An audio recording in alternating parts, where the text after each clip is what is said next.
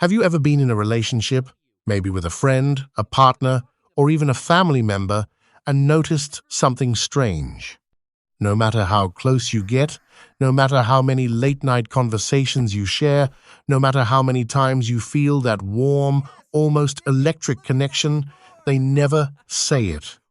The big three words, I love you. And you're left hanging, thinking, wait, don't they love me? But here's the twist.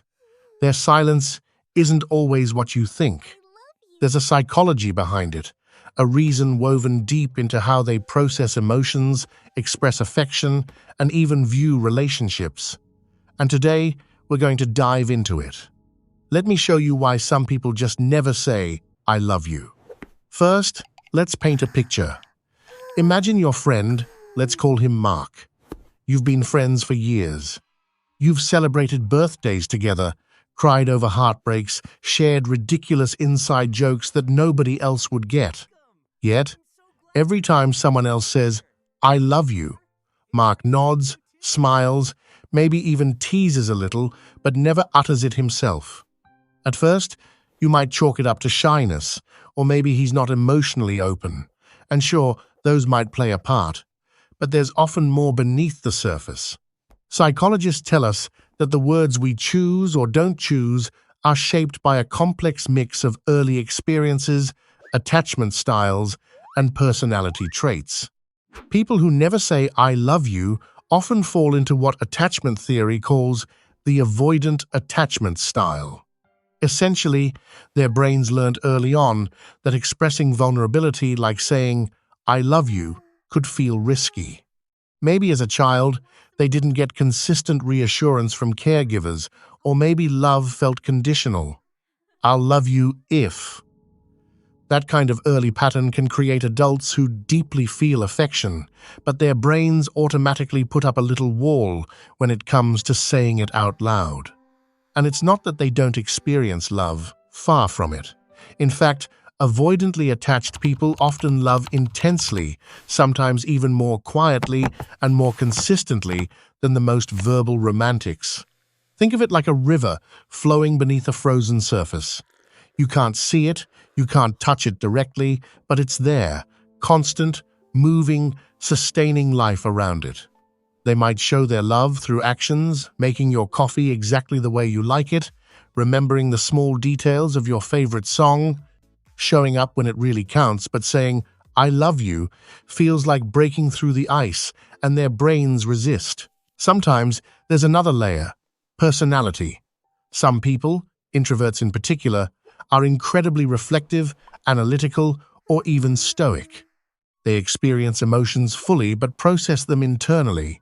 Telling someone, I love you, might feel performative, or like it diminishes the depth of what they actually feel. They might think, words are cheap, actions speak louder. And in many ways, they're right, though it can be confusing for those on the receiving end. Humor often masks it too. If you notice someone who never says, I love you, cracking jokes instead, teasing or deflecting, it's sometimes their way of navigating vulnerability. It's like they built a safe little bunker around their heart, and humor is the drawbridge. They want to connect, but they want to do it on their own terms. And here's the fascinating part. Neuroscience shows that the act of expressing love verbally lights up specific areas in the brain associated with reward, social bonding, and vulnerability. For some people, this can feel overwhelming or even uncomfortable. Their nervous system is essentially saying, whoa, that's intense. Let's not do that just yet. Now, let's talk about culture for a moment. Across different societies, the expression of love varies dramatically. In some cultures, words are central, and saying, I love you, is a regular, even expected ritual. In others, love is primarily expressed through deeds, through care, and through consistency. Someone who never says it might be deeply influenced by this cultural lens, and they may feel they're showing love in ways far richer than a simple verbal phrase. And here's the thing about relationships with people who rarely say these words. They can be incredibly loyal, deeply committed, and, ironically, sometimes safer emotionally than those who toss the words around casually. Because when someone like this says it, if and when they finally do, it carries enormous weight. It's a little nugget of pure emotional gold. Of course, that doesn't mean their silence is always easy to handle.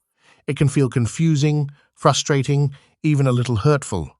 But understanding the psychology behind it can reframe how we see them.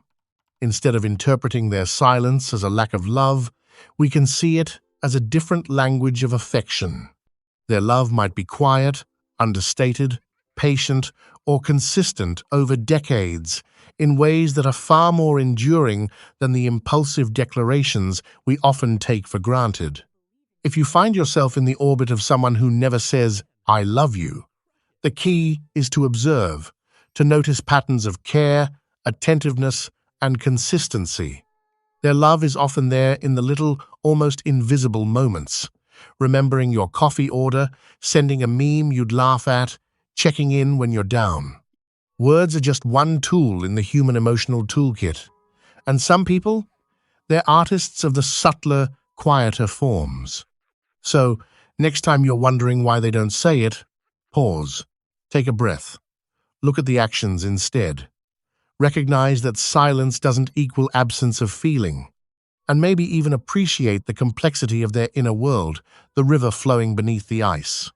Because in psychology, as in life, understanding often brings compassion, and compassion often brings connection. At the end of the day, this is less about fixing them and more about expanding your own perspective. People who never say, "I love you," can teach us that love isn't always verbal, that depth isn't always loud, that patience and consistency can be as profound as any three-word phrase. And if you're lucky, you might even catch them saying it one day, and when you do, you'll know it was never casual, never cheap, and deeply, profoundly felt. So, reflect on this.